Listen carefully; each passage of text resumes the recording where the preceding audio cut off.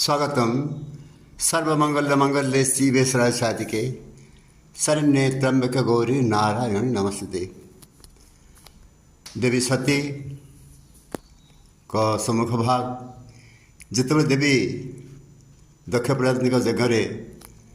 पहुँची से समस्त देवादेवी शेष थे एवं जिते से शिव को निंदा जो दक्ष प्रजापति करते समस्ते शुणुले तो कहीं कहीं प्रतिवाद करते एवं अन्य माने सब सह्य कर जाऊे किंतु देवी जो अतिष्ठ है से यज्ञ निजक दहन करते तो बर्तमान देवी आविर्भूत होती नूतन युग प्रतिष्ठा करने एवं देवी का निर्देश जे जहाँ पुराण शास्त्र बा देवता मैंने जहाँ पर्वपर्वाणी जहाँ सृष्टि कर मनुष्य जहाँ सृष्टि होती समस्ते मुझे जोड़ीगला बेले समस्ते थे मो पाखे तेणु तर कौन पर्वपर्वाणी ये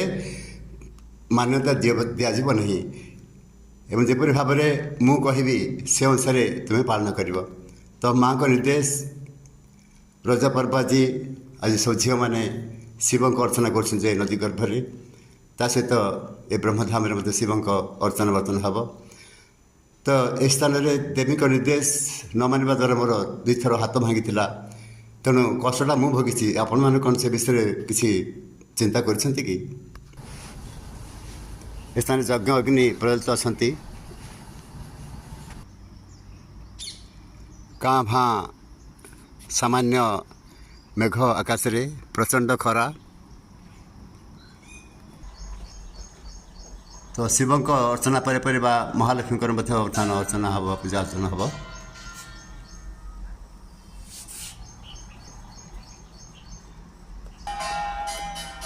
तो बनस्थ अच्छी किंतु भयर गज डाकुनि मनुष्य भयर जे प्रत्येक मुहूर्त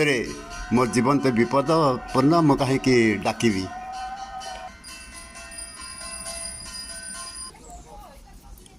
तो नदी गर्भ जेते देवादेवी आज आ पूजा हेनी कहीं हीरक बंधर गेट खोल तापर पुनर्बार कार्तिक मासर पूजा आरंभ हम तो महालक्ष्मी जो शिव को आराधना करते स्थल से स्थान बर्तमान वृषभ आसीगले सहित आम सब जो जोटा भासी जा संभावना अच्छी एवं आम वृषभ बाबा सी भी आसीगले नागमान सब आसीगले तो झील मैंने पूजार्चना सारिक बर्तमान महालक्ष्मी को आराधना करने महालक्ष्मी पीठ बर्तमान उपस्थित अच्छा तुम पिलादिन आज पर्यटन पूजा कर तुम किसी असुविधा हो किसी असुविधा